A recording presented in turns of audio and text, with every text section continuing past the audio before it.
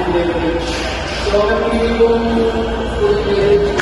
Kasi yung halal restaurant. So, dito is mga pagkain ng mga Muslim yung mga ang panibang dito 8-12 lang para sa may hepaling kumbaga dito malapit sa school, malapit sa mga ibang nagtatrabaho. Ang panibang history ng so napili kaya sa restaurant is pinagsama ko yung Lele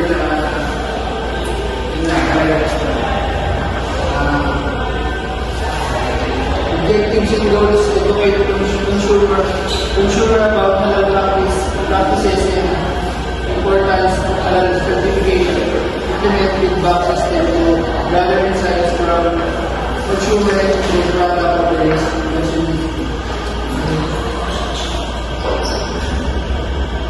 Objective training.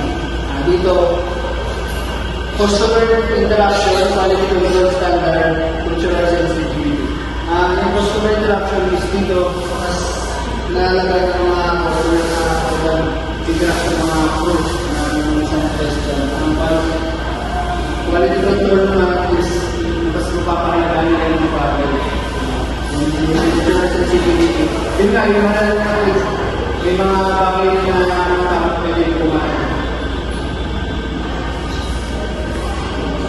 Topics non-food industry, halal ingredients, customer engagement, proper way to handle allergies. Sa non-food industry naman is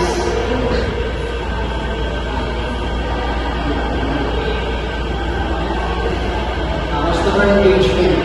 Dito is mapapalala yung mga trabaho. Sa proper way to handle allergies naman, yun nga, kailangan naman ng tao na kung pwede mo maglagay ng ganito, ganyan. Production. O nasa ako. This course aims to bring you essential knowledge of the principles and processes which are in place going on. Will cover the fundamentals of halal, including the values, the certification process, ingredient awareness, quality control, and proper handling process. Yun na, yung sinabi namin na pagiging paghahanap ng mga pagkain kasi yung mga tao nalagalit pag medyo hindi naman sa pagkain sa mga tao. Importance of food safety.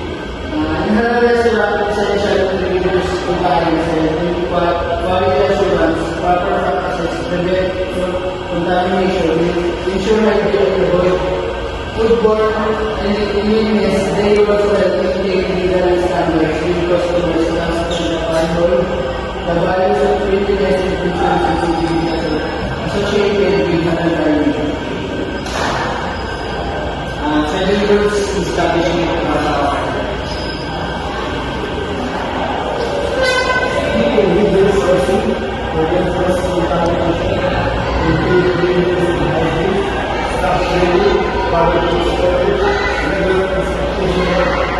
Compliances and transparency with customers. Sa 7 versions sa establishment naman, ang pinili sa staff training, kumbaga para mas mapahalaga na tayo yung bawat trabaho nila para yung proper storage naman dito mas mga lalagyan na nila yung bawat pagkain and regular inspection and compliance dito mas nag-double check ng mga tao ng mga andiyan yung pangkalagay ng pagkain.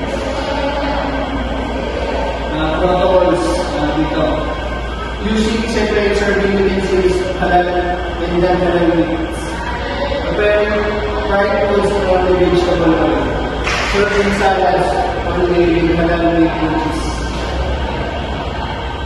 And fire safety in the workplace.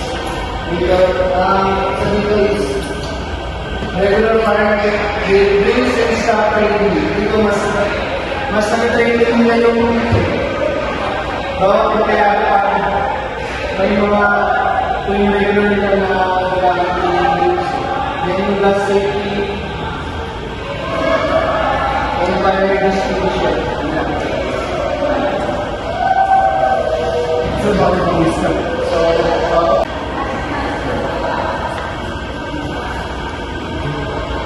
limits yan ha.